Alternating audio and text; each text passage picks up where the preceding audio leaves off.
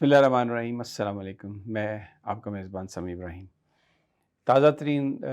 یہ خبر ہے کہ تحریک لبیک کا جو جلوس ہے، ان کا جو احتجاج ہے، وہ شدرہ کے پاس آ گیا ہے، لاہور سے باہر نکل آیا۔ تقریباً 4-5 گھنٹے لگے ہیں انہیں لاہور کے اندر سفر کرتے ہوئے۔ بڑا جلوس ہے، ہزاروں کی تعداد میں لوگ ہیں، لیکن 3-4 جگہوں پر کلیش بھی ہوا ہے، شیلنگ ہوئی ہے اور فائرنگ کی بھی اطلاعات ہیں۔ ایک راہگیر کے مرنے کی بھی اطلاع ہے، جبکہ P T Tehreek Labbaik TLP کے جو ترجمان ہیں، ان کا کہنا ہے کہ 2 مزید لوگ ان کی جماعت کے شہید ہوئے ہیں۔ دوسری جانب جو طلال چودھری وفاقی وزیر مملکت برائے داخلہ ہیں، انہوں نے یہ کہا ہے کہ یہ ایک چھوٹا سا مجمع ہے، 2000 کے لگ بھگ ایک جتھا ہے، کیونکہ لوگ بہت کم تھے اور وہ کوئی زیادہ امپیکٹ نہیں کریٹ کر سکتے تھے، لیکن ہم نے طاقت کا استعمال نہیں کیا، ان کو نکلنے دیا۔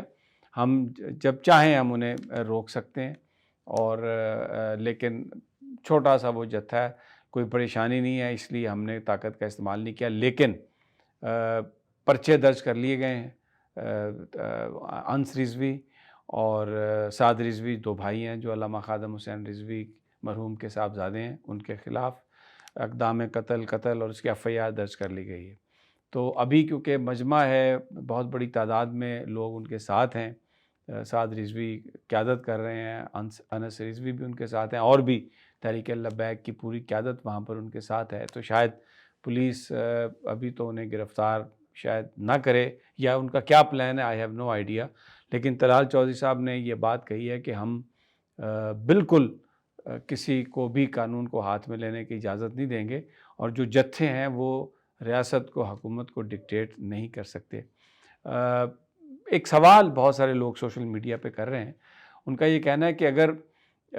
تھوڑی تعداد میں لوگ ہیں، طلال چودھری صاحب یہ اکنالج کر رہے ہیں اور یہ بھی کہہ رہے ہیں کہ طاقت کا استعمال نہیں کیا، تو کیا یہ بہتر نہ ہوتا کہ ان کے ساتھ بیٹھ کر بات کر لیں اور ان کو جانے دیں جہاں تک قانونی طور پر جانے کی اجازت ہے، رکاوٹیں ختم کر دیں، اور یہ جو پورا اس وقت GT روڈ کا علاقہ، اسلام آباد، پنڈی، پنجاب، بہت ساری جگہوں پر کنٹینرز لگا دیے گئے ہیں، راستے روک لیے گئے ہیں، وہ راستے بھی کھل جائیں اور لوگوں کو بھی ان کو بھی سہولت ہو جائے، انٹرنیٹ بحال ہو جائے، اور جہاں تک بھی قانون اجازت دیتا ہے جانے کی، وہ ان سے بات کر کے تو ان کو اجازت دے دیں جانے کی، کیونکہ یہ ایک اچھا بیان ہے طلال چودھری صاحب کا کہ انہوں نے طاقت استعمال نہیں کی، کیونکہ اس وقت پاکستان انتشار جو ہے وہ پاکستان کے لیے بہتر نہیں ہے، کیونکہ جو دہشت گردوں نے جس طریقے سے ہماری سیکورٹی فورسز پر حملے اور یہ سب کچھ کیا ہے، تو صورتحال اس بات کا تقاضا کرتی ہے کہ ہم اپنے جو ڈومیسٹک جو چیزیں ہیں ان کو افہام و تفہیم سے مل جل کر and having every body on board اگر ہم حل کر لیں تو اس کا پاکستان کو بہت فائدہ ہوگا۔ کیونکہ اب آج جو خبریں آ رہی ہیں،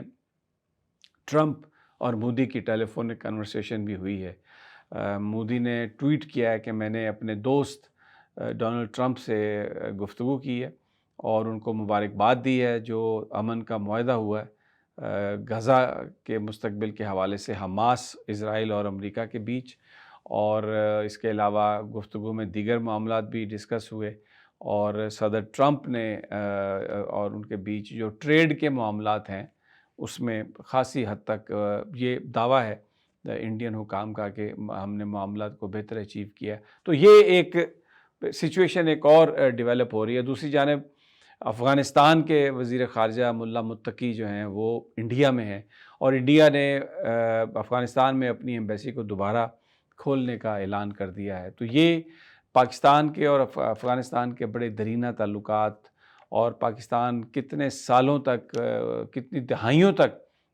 جو ریفیوجی سٹیٹس فراہم کیا افغان کو، ان کی آزادی کے لیے جب رشیا نے ان پر قبضہ کیا تو پاکستانی جو ہیں وہ لڑے اور وہاں سے رشیا کو بے دخل کیا، شکست دی،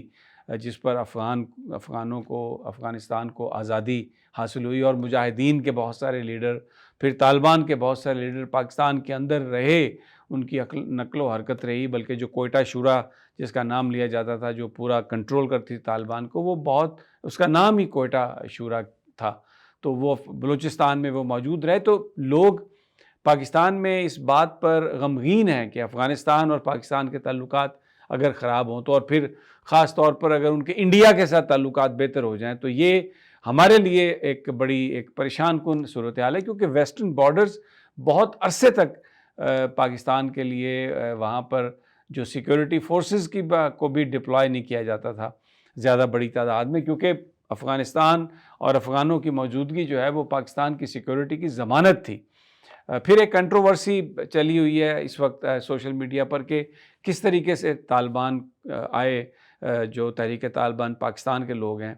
جو پاکستان میں کارروائیاں کر رہے ہیں، جو پاکستان کے خلاف ہیں، ان کو دوبارہ لا کے بسایا گیا۔ اس میں جو حکومتی اکابرین ہیں، پی ایم ایل این کے لوگ ہیں، ان کا یہ کہنا ہے، خواجہ آصف کا خاص طور پر یہ کہنا ہے کہ یہ سب کچھ جو ہے یہ عمران خان کے دور میں شروع ہوا،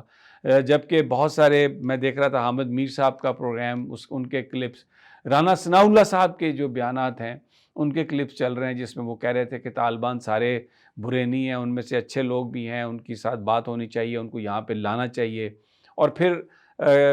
بہت سارے ٹی وی شوز اس بات کو اسٹیبلش کر رہے ہیں۔ میں علی محمد خان صاحب جو تحریک انصاف کے لیڈر ہیں، ان کی میں تقریر بھی سن رہا تھا، ان کا یہ کہنا تھا کہ جب عمران خان کی گورنمنٹ چلی گئی تھی تو اس کے بعد جو پی ڈی ایم کی گورنمنٹ تھی، اس زمانے میں یہ بہت سارے لیڈران جو تھے وہ یہاں پر آئے تھے۔ بہرحال وہ ایک ماضی ہے، ہمیں مستقبل کی طرف جانا ہے، اور جو پاکستان میں خون ریزی کرتے ہیں، بھلا کسی نے بھی ان کو بسایا ہو، ان کے خلاف تو ہمیں کارروائی کرنا پڑے گی۔ اور افغانستان کی جو سوائل ہے، اگر وہ پاکستان کے خلاف استعمال ہوتی ہے تو یہ افغان حکومت کا کام ہے کہ وہ اس کو روکے۔ اگر وہ نہیں روکیں گے تو پاکستانیوں کے پاس اس کے علاوہ کوئی چارہ نہیں کہ پھر وہ خود اس ساری صورتحال کو دیکھیں اور اس پر بات کریں۔ بہرحال یہ ایک سچویشن ہے جو جیسے جیسے انفولڈ ہوگی ہم آپ کو بتائیں گے۔ دوسرا معاملہ کے پی کے میں وزیر اعلیٰ کا ابھی تک پھنسا ہوا ہے، اور فیصل کریم کندی، مولانا فضل الرحمان، اے این پی یہ آپس میں مل کے تو بہت ساری جو اس وقت ایکٹیویٹی ہے اس کو شروع کیے ہوئے ہیں، اور جو پرو گورنمنٹ جو جرنلسٹ ہیں جو دعویٰ کرتے ہیں کہ ان کے پاس اندر کی خبر ہوتی ہے، وہ یہ کہتے ہیں جی کہ سہیل آفریدی کو وزیر اعلیٰ نہیں بننے دیا جائے گا۔ میں حمداللہ صاحب کو سن رہا تھا، وہ کہہ رہے تھے کہ دیکھیں جو ساری صورتحال ہے اس میں کے پی میں جو اکثریت ہے وہ ہے ان کی پی ٹی آئی کی، تو پی ٹی آئی اپنا وزیر اعلیٰ بنا لے گی۔ ان کا وزیر اعلیٰ بنے یا نہ بنے،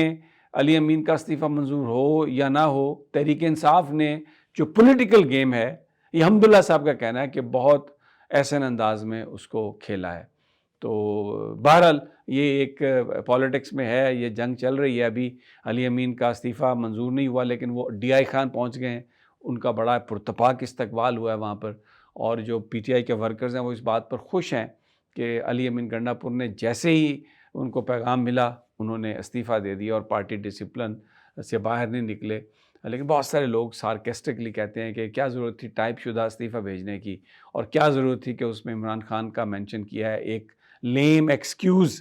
دے دیا ہے کانسٹیٹیوشنل بحث کا کہ جناب یہ ویلڈ نہیں ہے، اور اسی میں ہی جو ہے نا چند دن گزر جائیں گے اور حکومت اس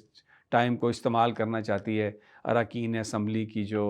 وفاداری ہیں رپورٹڈلی مبینہ طور پر، میرے پاس کوئی ایویڈنس نہیں ہے، ان کو تبدیل کرانے کے لیے کچھ کریں گے۔ لیکن پی ٹی آئی کے لوگ کہتے ہیں کہ ایک بندہ بھی، بھلے الیکشن کمیشن نے آزاد کر دیا ہے یا جو کچھ بھی ہے، وہ اپنی پارٹی کو چھوڑ کے نہیں جائے گا۔ تو اٹس ویری انٹرسٹنگ گیم۔ اب دیکھتے ہیں کہ پیپلز پارٹی، نون لیگ اور یہ سب لوگ کیا کرتے ہیں، کیا حکمت عملی اختیار کرتے ہیں، اور کیا وہ جو پی ٹی آئی کا جو ایک مضبوط قلعہ ہے، ان کے جو اراکین صوبائی اسمبلی 92 انکلوڈنگ جو بھی ریسنٹلی آزاد ڈکلیئر کیے گئے ہیں، کتنے لوگ ان میں سے وہ ان کی حمایت حاصل کرنے میں کامیاب ہوتے ہیں۔ Very interesting. گورنر راج کی بھی بات ہو رہی ہے، لیکن گورنر رول جو ہے اس کے لیے پھر اسمبلی کو اپروو کرنا پڑے گا، خاصا مشکل ہے، کمپلیکیٹڈ ہے 18ویں ترمیم کے بعد وہ اس پر عمل درآمد کرنا۔ اگلی ویڈیو تک اجازت، اللہ نگہبان۔